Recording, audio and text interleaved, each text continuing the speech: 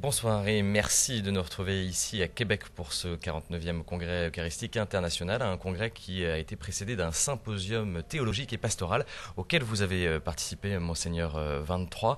À quoi ça sert un symposium avant un congrès?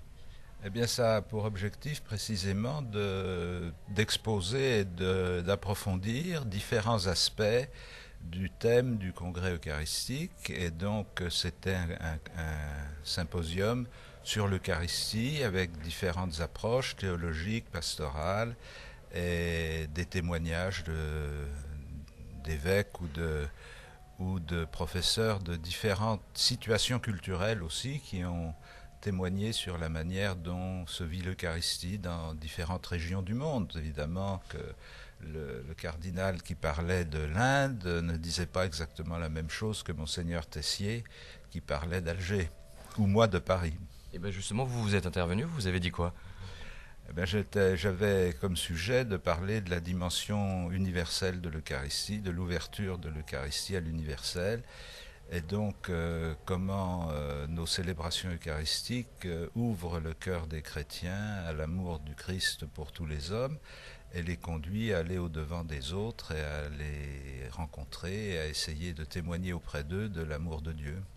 C'est important ce symposium avant le congrès, c'est un symposium préparatoire.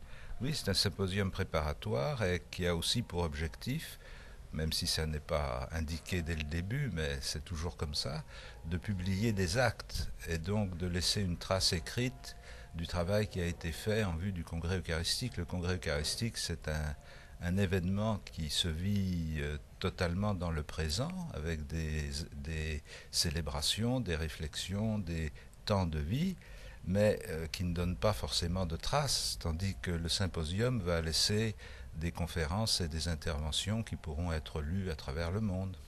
Quel fruit vous attendez de ce congrès eucharistique?